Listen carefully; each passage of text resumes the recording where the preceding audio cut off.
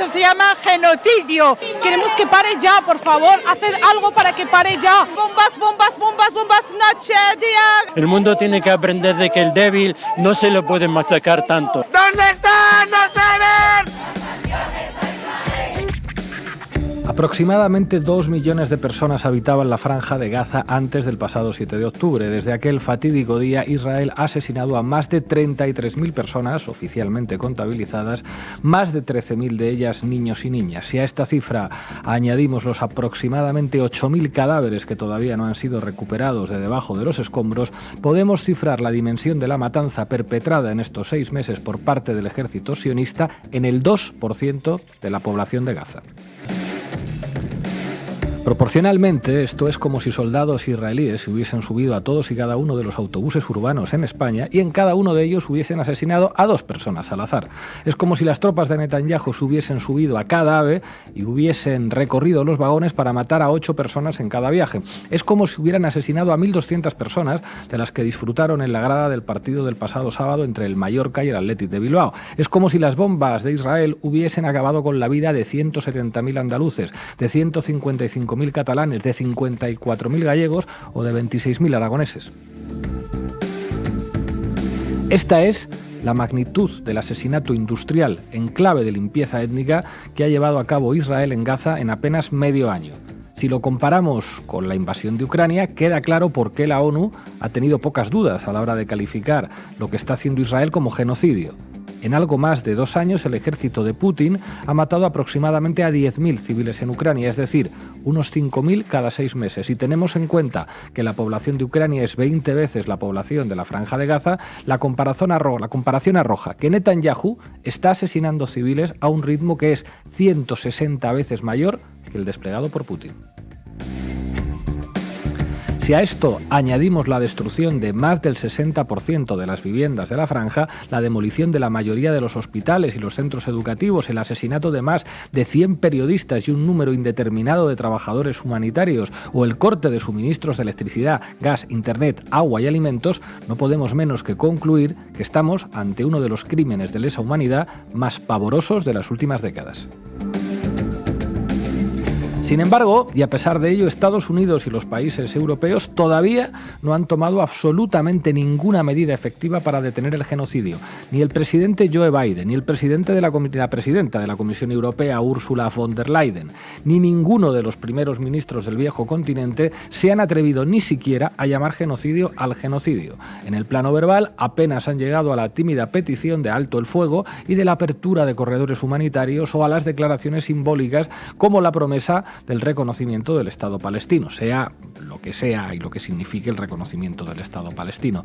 Pero sus acciones en el plano material han sido todavía peores. Han sido acciones directamente de cobertura a Netanyahu. Ni Estados Unidos, ni la Unión Europea, ni España han dejado en ningún momento de comprar y vender armas a los genocidas. Por supuesto, no han tomado ninguna acción económica o militar contra Netanyahu y, de hecho, la única operación que han puesto en marcha, la Sea Guardian, tiene como objetivo mantener abierto el corredor marítimo del Canal de Suez para que Israel pueda seguir asesinando sin tener que preocuparse de los ataques de los hutíes de Yemen a los cargueros que navegan por el Mar Rojo. Por supuesto, toda esta operativa inmoral no habría sido posible sin el acompañamiento decidido por parte de la mayoría del poder mediático en estos mismos países. En este medio año, desde el pasado 7 de octubre, hemos asistido al más sangriento de los horrores. En estos 6 meses, Israel se ha convertido en un país que, como Alemania, ya nunca jamás va a poder quitarse de encima el oscuro oprobio de haber intentado acabar físicamente con un pueblo entero mediante el asesinato. Y lo que dibuja negras nubes en el horizonte, en este medio año, la hipocresía y la doble vara de medir de los dirigentes de Estados Unidos y de la Unión Europea, han hecho volar por los aires el sistema de derecho internacional basado en reglas que se había construido como consecuencia de la Segunda Guerra Mundial. La Unión Europea y Estados Unidos han perdido cualquier legitimidad para poder decir que aún defienden la democracia y los derechos humanos en el mundo y se han convertido en cómplices del horror mediante su inacción. En los libros de historia, en los libros de texto del futuro, los niños y niñas estudiarán que el 7 de abril de 2024 se cumplieron 6 meses del inicio del peor genocidio del siglo XXI y más allá de la gente decente que se ha movilizado en las calles, solamente unas pocas voces en la zona de poder de la esfera pública, solamente unos pocos partidos políticos, solamente unos pocos medios de comunicación intentaron pararlo. Bueno, esto decíamos en nuestro editorial de Diario Red hace solo unos días. Bienvenidas y bienvenidos a La Base. La Base.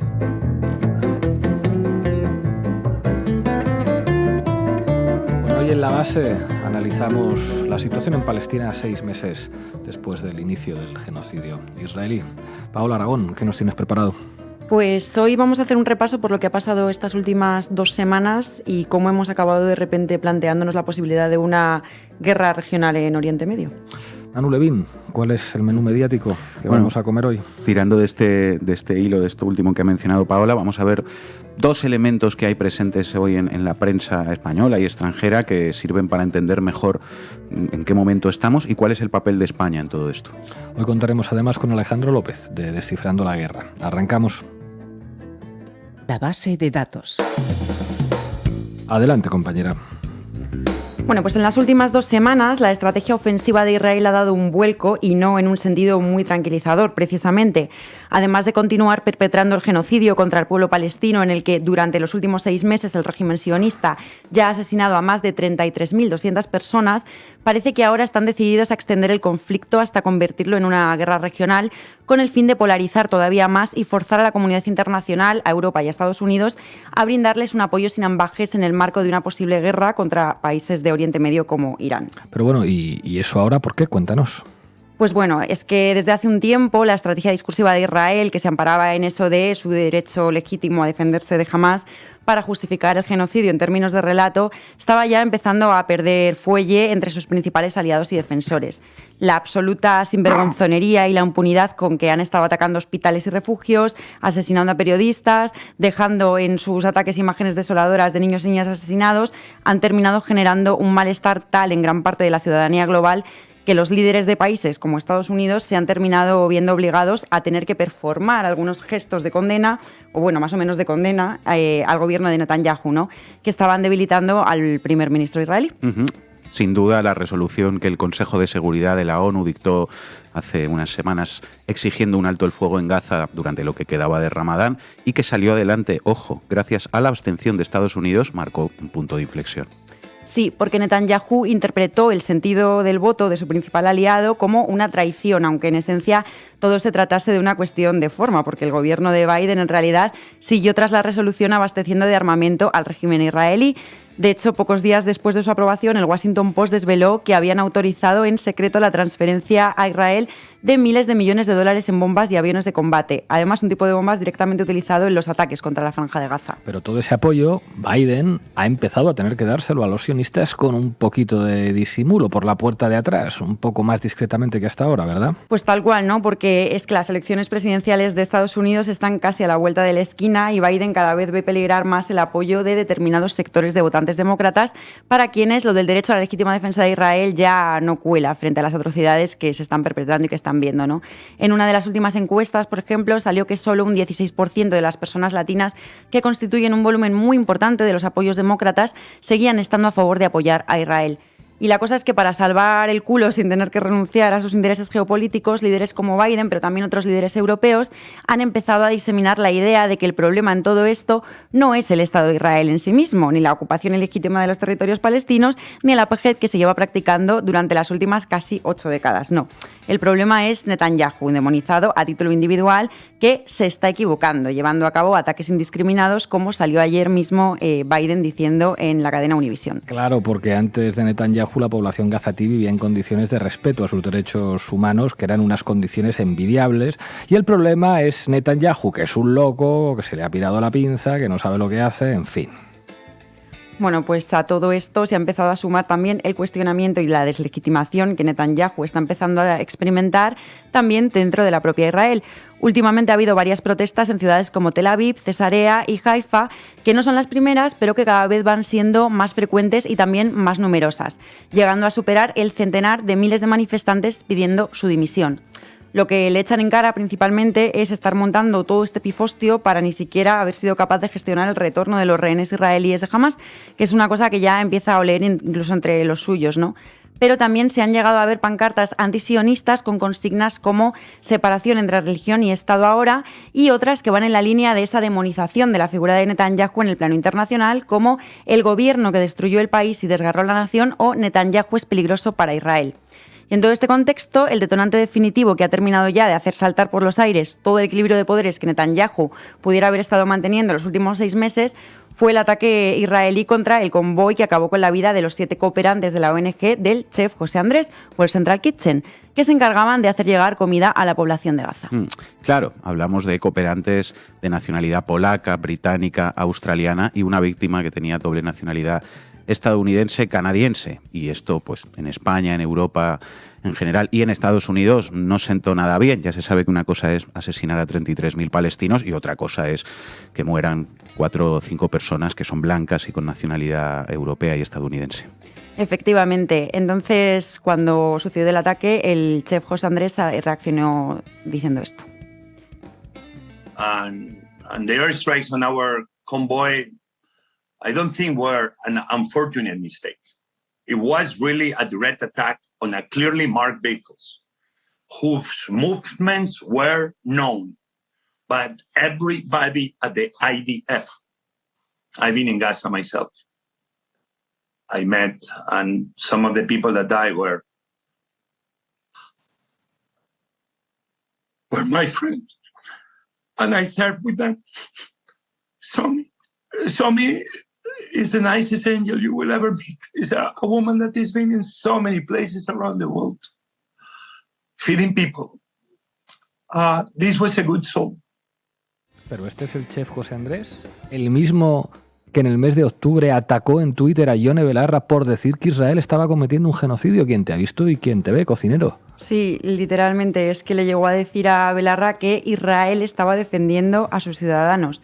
O sea, que es que mira que le he socorrido el poema de Niemöller, pero manda narices que la reacción que no han conseguido que suscite el asesinato de más de 3 decenas de miles de personas palestinas haya llegado por 7 personas no racializadas a quienes precisamente han terminado asesinando por no haberle parado los pies con contundencia al asesino cuando estaban atacando a los otros. Claro, es que hasta ese momento iban ya 800 ataques a hospitales, incluidas las 2 semanas de asedio a las que sometieron al hospital Al-Shifa, dejando alrededor de 400 personas asesinadas y casi 200 trabajadores y trabajadoras humanitarias de distintas organizaciones, sobre todo de la ONU. Pero, bueno, deberían de ser víctimas colaterales, ¿verdad?, de ese ejercicio de defensa propia que está haciendo el Estado de Israel. Claro, aquí lo que sentó mal al personal pues fue básicamente que interpretaron que había sido un ataque intencionado porque la ONG del chef estaba en contacto con el ejército israelí y les avisaba de cuáles iban a ser sus acciones, sus recorridos, sus movimientos y todo, ¿no? Y fueron contra ellos directa y específicamente, algo que José Andrés llegó a decir que podía deberse a algunos tweets que había puesto señalando que Israel estaba ejerciendo demasiada violencia contra la población civil palestina. Pero bueno, Netanyahu salió a decir básicamente, lo siento mucho, no volverá a suceder. Reconoció que el ataque había sido ejecutado por su ejército, dijo que había sido un error y nada. Biden le echó la bronca por teléfono, le dijo que tenían que permitir la entrada de más ayuda humanitaria para eximirse y ya estaría. Bueno, y le dijo que alto el fuego, ¿no? ¿O no se lo dijo? O sea, es verdad que le insistió en que hacía falta un alto al fuego y entonces lo que hizo Netanyahu, que ni de broma va a cesar ahora en su ofensiva, pues fue decidir tomar una decisión mucho más definitoria, ¿no? Bombardear la embajada de Irán en Damasco, en Siria, asesinando a 16 personas, entre las que se encontraban 7 miembros de la Guardia Revolucionaria iraní, para, como hemos dicho al principio, forzar que se desate una guerra regional y que Estados Unidos no tenga más remedio que brindarles un apoyo total. Según Israel, porque Irán es la cabeza de serpiente de Hamas. Pero Israel no había retirado sus tropas del sur de Gaza, ¿no decían que eso significaba que estaban cerca ya por fin de una tregua o de algo parecido? Eso se estuvo rumorando, sí, es verdad, por parte de algunos sectores, pero vamos, el ministro de Defensa israelí, Yoav Gallant, ha salido a desmentirlo claramente y a decir que sí, que habían retirado las tropas de la ciudad de Jan Yuris, pero porque estaban considerando que allí ya habían terminado sus operaciones y que ahora la intención era reorganizar y reagrupar a sus efectivos militares para perpetrar de una vez la ofensiva terrestre contra Rafah, una ciudad fronteriza con Egipto, donde ahora mismo se encuentran 1,5 millones de personas, la mayoría víctimas de desplazamiento forzoso. O sea, que nada de tregua entonces, ¿no? Nada de tregua, nada que se le parezca y todo lo contrario. De hecho, parece que no les está saliendo del todo mal, además, la estrategia, porque Biden ya ha dicho que, aunque no esté de acuerdo con la decisión de Netanyahu, en caso de un conflicto entre Israel e Irán, va a brindar un apoyo sin ambajes a Israel con su compromiso y que su compromiso en ese sentido está blindado. O sea, también hay que tener en cuenta que Irán y Estados Unidos son enemigos históricos y en el fondo ya sabemos que el principal interés de Estados Unidos con Israel es que se trata de un enclave geopolítico crucial en la zona de Oriente Medio, ¿no? Ahora toca ver si finalmente Irán responde o no al ataque, ¿no? Sí, de momento lo que sabemos es que Irán ha dicho que creen que Estados Unidos había aprobado el ataque contra su embajada, que Israel debía ser castigado, pero también han salido ciertas informaciones según las cuales el país gobernado por el ayatolá Ali Khamenei habría dicho estar dispuesto a no tomar represalias por el ataque de su embajada a cambio de una tregua en Gaza. Pero vamos, el clima de discurso belicista, Estados Unidos está echando todavía más leña al fuego, porque hoy mismo ha salido que las fuerzas de inteligencia yanquis estaban alertando de que Irán planeaba un ataque con misiles contra Israel y el jefe del Comando Central de Estados Unidos, el general Eric Kurilla, ha viajado hasta allí de manera urgente para reunirse con altos mandos militares y tratar lo que llaman la amenaza iraní. Así que a ver qué pasa. Pero lo que sí está claro es que Estados Unidos ya tiene una buena excusa otra vez para seguir alentando la violencia sionista y avanzando en la región. Así que, en fin. Gracias, compañera. Following nearly 6 months of unrelenting Israeli assault on occupied Gaza, it is my solemn duty to report on the worst of what humanity is capable of and to present my finding. The Anatomy of a Genocide. Adelante, Levin. Vamos, compañeros. Titulares al banquillo. El análisis mediático de Manu Levin. Bueno, hoy os quiero leer varios titulares que es necesario comentar aquí, más que para hacer crítica del discurso mediático como de costumbre, que algo también va a haber de eso, por supuesto, para contribuir en este caso a que entendamos un poco mejor en qué punto estamos y lo que está pasando. En particular, sobre 2 puntos, 2 elementos que conviene tener presentes para entender lo que sucede y también el papel de España en esa realidad. Pues vamos con ello. Y en la base, Manu Levin comenta 2 piezas del puzzle que define el estado de las cosas en relación al genocidio de Israel contra Palestina, la deriva del mundo hacia la guerra y el papel de España en todo esto. Cuéntanos, ¿cuál sería el primero de esos 2 elementos? Pues el que da título a este programa. Primera idea, Israel busca una guerra regional. Lo ha estado contando ya Paola en la sección de datos. Este es el marco en el que hoy muchos analistas interpretan la provocación de Netanyahu a Irán con los ataques perpetrados hace 10 días por la aviación israelí contra la embajada iraní en Damasco, en los que fueron asesinadas varias figuras del régimen de Teherán. En los últimos días, la prensa internacional se ha llenado de contenidos que anticipan una represalia de Irán por el ataque a su embajada. La razón, la inteligencia de Estados Unidos alerta a Israel de que Irán prepara un ataque inminente con misiles. La Vanguardia, alerta internacional ante un posible ataque inminente de Irán contra Israel. El País, Irán amenaza con enterrar en Gaza a Israel como respuesta al ataque contra su embajada en Damasco. El gobierno israelí refuerza la seguridad de sus sedes diplomáticas ante la posibilidad de represalias por parte de Irán, según un diario local. La Voz del Sur, Israel cierra 28 embajadas en todo el mundo ante el temor a un atentado de Irán. Un inusual ambiente prebélico se apodera del país, con un amplio despliegue de fuerzas de seguridad en Jerusalén y la población haciendo acopio de alimentos. El periódico Lufthansa suspende vuelos a Irán por su creciente tensión con Israel. Pues qué buena pinta tiene todo, la verdad. Buenísima. Y en las últimas horas también un montón de contenidos en prensa que recogen a su vez la respuesta de Israel a la advertencia de represalias por parte de Irán. France 24. Israel amenaza con atacar Irán tras advertencias de Teherán por el asalto a su consulado en Siria. Europa Press. Israel amenaza con atacar Irán si Teherán ataca desde el país por el bombardeo contra el consulado en Siria. La Vanguardia. Israel advierte a Irán: si ataca nuestro territorio, le atacaremos en el suyo. Y pieza en el diario Público que firma Juan Antonio Sanz. Israel se reorganiza en Gaza para intentar dar el golpe de gracia a Hamás y afrontar una posible guerra con Irán. Tremendo. La cuestión es que, como decía, esta provocación de Israel a Irán bombardeando su embajada, las advertencias de Irán, las contraadvertencias de Israel, etcétera, hoy se leen como un intento por parte de Netanyahu de caminar hacia ese conflicto mayor con Irán. En esta misma pieza en Público, por ejemplo, Juan Antonio Sanz escribe lo siguiente: Sabedor de que cuenta con el respaldo de Estados Unidos, Benjamin Netanyahu está apretando el acelerador y busca esa confrontación directa con Irán. El régimen de Teherán, a pesar de saber su inferioridad militar ante Israel y Estados Unidos, no puede callar esta vez. Las milicias islamistas de todo Oriente Medio, desde el Líbano al Yemen, esperan la respuesta contundente que ha prometido el gobierno de los ayatolás. El ministro iraní de Exteriores, Hossein Amir Abdollahian, subrayó este lunes en Damasco que Israel recibirá su castigo por bombardear la sede diplomática de Irán en la capital siria. Esto escribe Sanz. Y hoy había también una pieza en el orden mundial con ese mismo análisis. El ataque de Irán a Israel parece inminente. Es lo que Netanyahu quiere.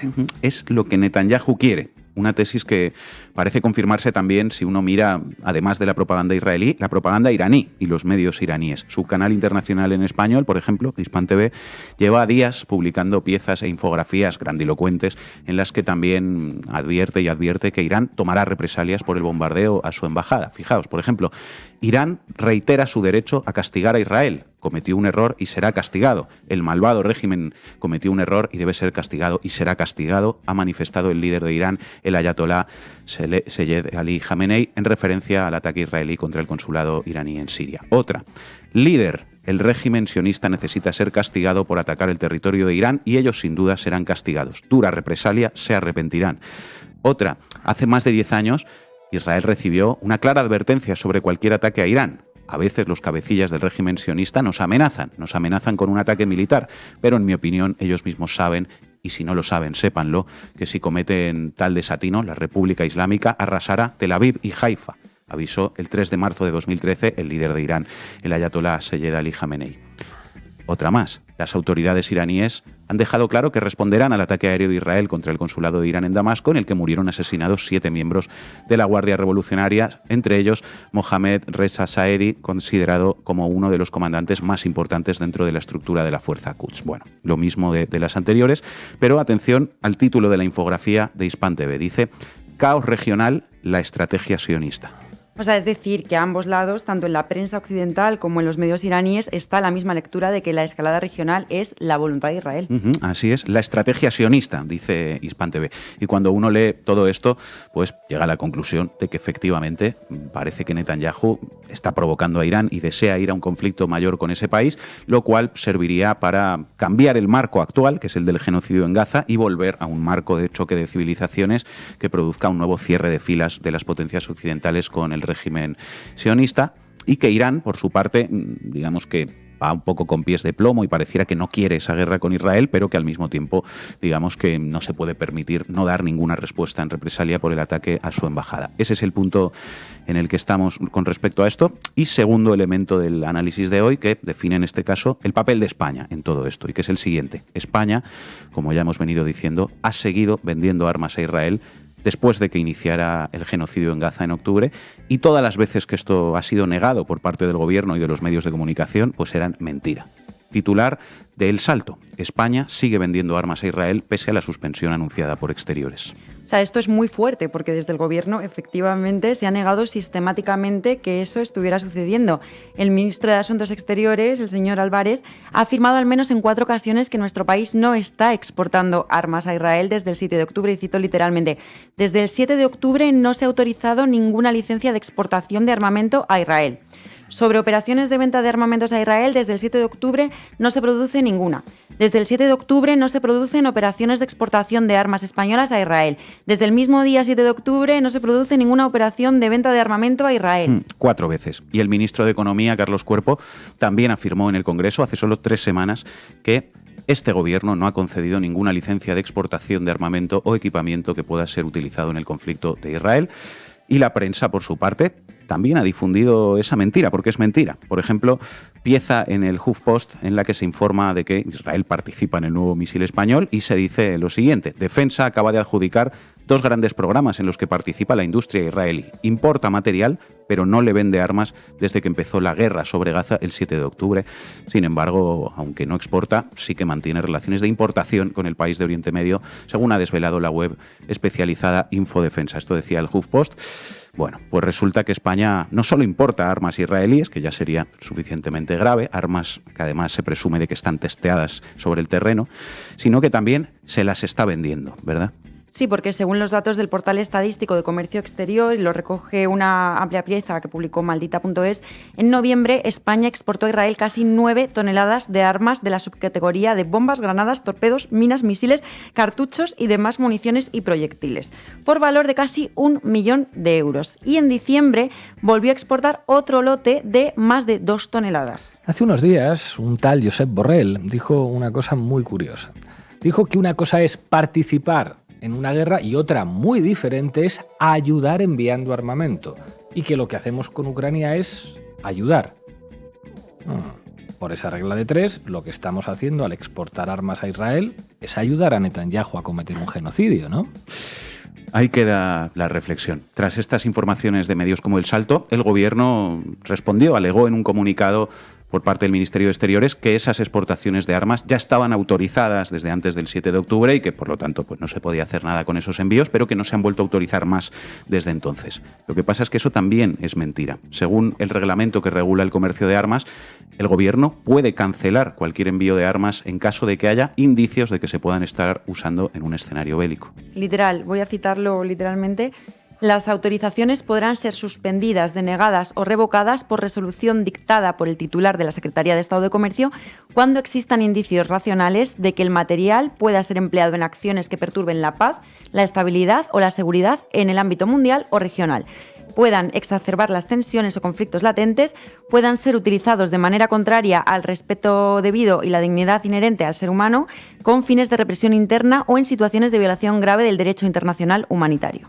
Pues la verdad no sé qué más indicios de que todo eso está ocurriendo en Gaza necesita Pedro Sánchez para revocar esas autorizaciones. Podían haberlas revocado inmediatamente si hubieran querido hacerla. ¿Por qué no lo han hecho? Es una vergüenza que el presidente del gobierno diga que Netanyahu está asesinando a demasiados palestinos y que diga que va a reconocer al Estado palestino. Su partido lleva diciendo esto desde 2009, hace 15 años, pero que por la puerta de atrás siga exportando armas a Israel para que Israel siga asesinando a palestinos.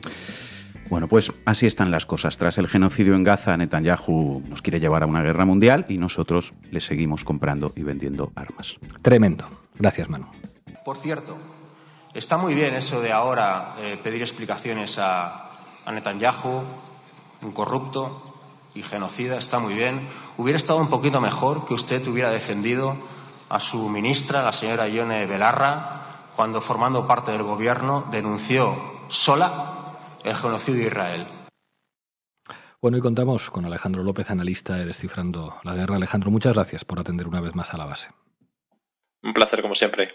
Alejandro, ¿cabe imaginar que Israel detenga la operación, entre comillas, de limpieza étnica en Gaza?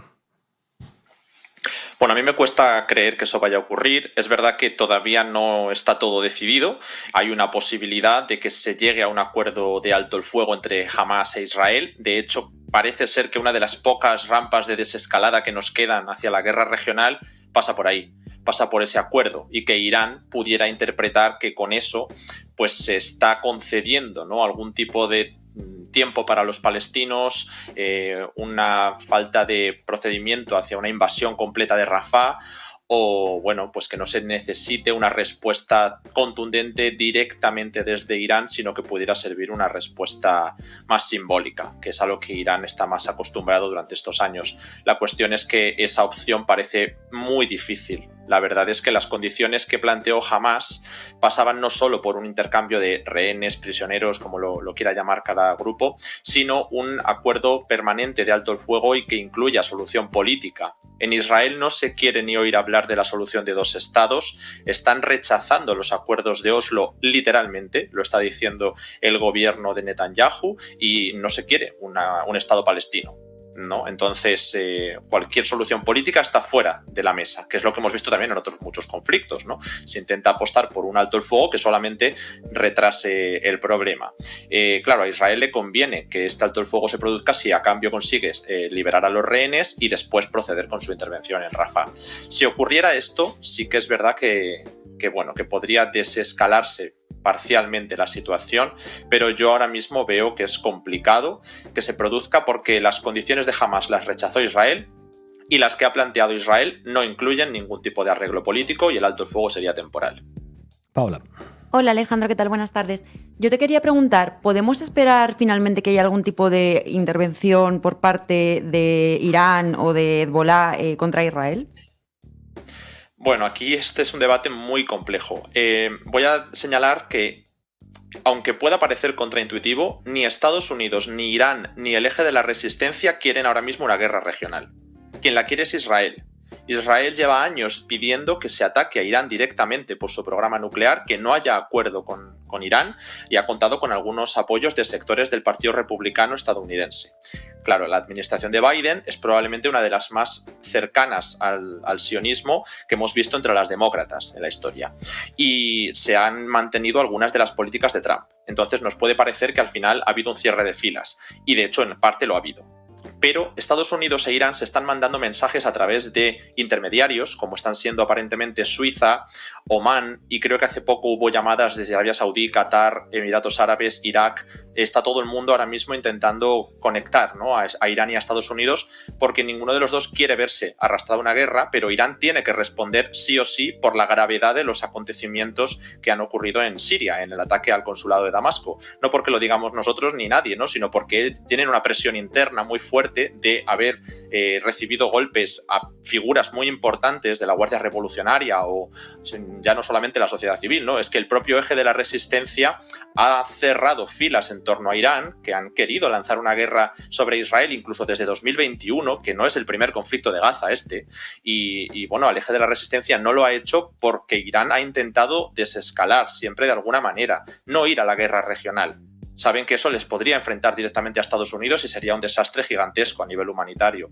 Pero llega un punto en el que tienen que dar una respuesta. Si esa respuesta es simbólica, a mí me parece poco probable, se podría llegar a interpretar para que se rebaje la tensión desde Estados Unidos. Pero como Israel lleva meses intentando que sea Hezbollah el que dé el primer golpe y ahora que sea Irán el que dé el primer golpe, pues parece ser que efectivamente a Israel le puede convenir que haya un ataque de Irán y vender la retórica de que ellos se están defendiendo, o si lo hace a través de proxies, que es una versión que también se debate mucho en estos círculos de análisis, que se pueda culpar a Hezbollah y se pueda iniciar una operación en Líbano, como lleva deseando el ministro de Defensa Yoav Gallant desde hace meses. Así que ahora mismo estas son las piezas que tenemos. Se trata de ver hacia dónde se da la respuesta y desde dónde, ¿no? Si va a ser Irán el que lo haga en mayor medida sobre territorio israelí, porque ya no creo que cuele hacerlo en Erbil o en zonas iraquíes donde haya intereses israelíes, o si lo va a hacer un proxy iraní, y cuál va a ser la respuesta de Israel y de Estados Unidos. Hay también un pequeño debate, ya termino con esto, que Estados Unidos parece ser que ha dado señales a Irán en esas comunicaciones a través de terceros de que podrían no intervenir a favor de Israel si se deja fuera objetivos estadounidenses. Pero luego hemos visto lo contrario, que Estados Unidos va a apoyar a Israel sí o sí. Manu. Buenas tardes, Alejandro, ¿cómo estás? Muchas gracias por estar aquí. Viniendo un poco a España y al papel de España y de este gobierno en todo esto, te quería preguntar qué opinas de ese conejo de la chistera que se saca Sánchez una vez más, prometiendo reconocer al Estado palestino. ¿Cómo valoras ese anuncio y, digamos, qué implicaciones reales podría tener? Bueno, a ver, si se hubiera querido reconocer el Estado palestino se podría haber hecho ya en cualquier momento, ¿no? Esto es algo que es muy sencillo, que no tiene ninguna implicación. Eso sí que es algo simbólico. Lo realmente importante sería poner las condiciones para que exista un Estado palestino. Porque ahora mismo, ¿qué es el Estado palestino? Desde luego no creo que reconozcan el gobierno de Gaza. Y el gobierno de Cisjordania está parcialmente ocupado en una condición de apartheid y con una autoridad nacional palestina que no goza de legitimidad entre toda su población, que lleva décadas sin elecciones. Entonces, si eso es lo que se va a reconocer como Estado palestino, pues a mí me suena a que se quiere buscar el momento adecuado, como bien está diciendo el gobierno español, para que varios países, europeos y no europeos, intenten poner las condiciones para que haya una resolución de paz. Pero esto sin contar con un acuerdo entre Israel y las principales fuerzas palestinas, entre las que evidentemente se encuentra Hamás, no tiene ningún sentido tiene, ¿no? Pero que no tiene ninguna validez que vaya a cambiar la situación sobre el terreno. Tiene bastante más sentido para que el gobierno español pueda promocionar, como ya ocurrió en el pasado, que son uno de los perfiles diplomáticos clave para este conflicto, cuando, bueno, ya hemos visto que España no ha tomado un perfil muy asertivo en ninguno de los grandes conflictos de estos últimos años. Tendría, por lo tanto, más que ver quizá con la posición que se quiere mostrar de España y concretamente del presidente Pedro Sánchez y del gabinete en general de cara a una futura posible resolución del conflicto, ¿no? Posicionarse como un perfil diplomático, pero más allá de una promoción personal o general, no veo que eso vaya a cambiar la situación. No creo que se estén poniendo las condiciones desde España, aunque ya digo que hay otros actores que sí que tendrían más que decir, para que realmente exista un Estado palestino. Alejandro López, de Descifrando la Guerra, muchísimas gracias por atender una vez más a La Base. Hasta pronto. Hasta pronto a todos. Llegamos al final del programa, os dejamos con un temazo de Charly García, Buscando un símbolo de paz. Hasta el lunes.